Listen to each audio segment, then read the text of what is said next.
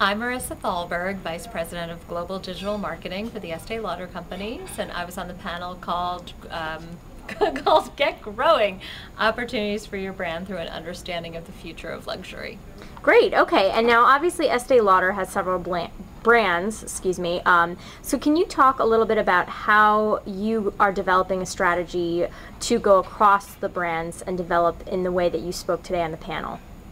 Well, it's not so much that we have a strategy across brands. Every brand has an individual brand strategy, but I think because digital is still, in some respects, very new and different for a lot of people, and it's constantly changing and changing so quickly, that the key corporate benefit that we can provide is identifying those opportunities, trends, insights, making sure that we develop, in some cases, specific strategy and definitely best practices, and then leveraging those as best as possible across brands so every brand can benefit from that while still creating their own very brand-specific approach.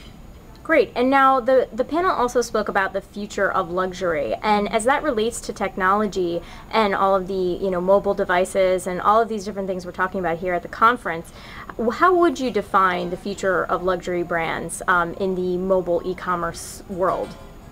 Well, I think we've heard so much that would suggest that luxury and interactive are not the oxymoron that they used to seem to be when this conference was first started, and that's really exciting because some of us never felt they should be, but it was in terms of how the industry was approaching it. So I think now there's so much more recognition that digital is just fundamentally where consumers are living their lives. So the opportunity for luxury brands is to figure out now how to translate those experiences, those values, and do so in a way that carries that experience over through digital media and digital technologies while still not only maintaining but enhancing brand equity. And key most of all is to not do anything to dilute brand equity. And I think that's actually the new fundamental question, not if, but how.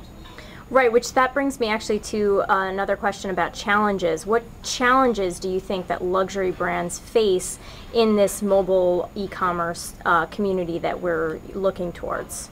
Well, that's exactly it. I mean, there's so many different media offerings, there's so many different ways to play. It's extremely hard to get share of voice and share of mind in such a fragmented landscape. And so the key is figuring out not how to just rush things to market for the sake of, as I said earlier, kind of checking a box that we did Facebook, we did Twitter, we did mobile, but to find a way to do it that really enhances what consumers want from that brand. It is a relationship ultimately, and so to the extent that we can create those experiences through digital media that allow brands to build on that relationship, to deliver a need, to answer a question, to make them feel something, I think, it's great that that's more of what people are discussing today, and I think that's really the challenge. So you take a really important channel like Facebook or Twitter or an iPhone app as a new device-based channel, and then think about, well, what's my way of delivering the brand experience so that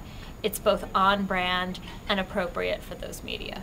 And can you give an example of how you might have developed a strategy for mobile technology or for just e-commerce in general for one of Estée Lauder's brands? Well, again, it's really evolved. So e-commerce was sort of, as I mentioned earlier in the panel, kind of at the root of our digital activities, and so we continue to grow those, and so finding new ways to enhance the shopping experience, of course, is the challenge of anyone who's sitting with kind of their e-commerce hat on. But that's obviously just one point in the consumer's digital experience of the brand now, and that's probably the biggest change. So thinking about if a brand has a Facebook community, how that is complementary but not just duplicative of an e-commerce site. And what would somebody want in a Facebook environment from a brand versus what they want from an e-commerce site experience. When bloggers are talking about our brands, what are they looking for? What are they saying? How can we help fuel those conversations with a positive? The same challenge is holding true for us now as we really try to figure out how to develop mobile, is understanding the dynamics of what's working, what's not working there, and then hopefully, probably through some trial and error, figuring out what are the kinds of execution strategies that are really going to allow our brands to stand apart. Okay, well, thank you so much, Marisa. I'm so appreciative of your time, and enjoy the rest of the conference. Thank you, I will. All right.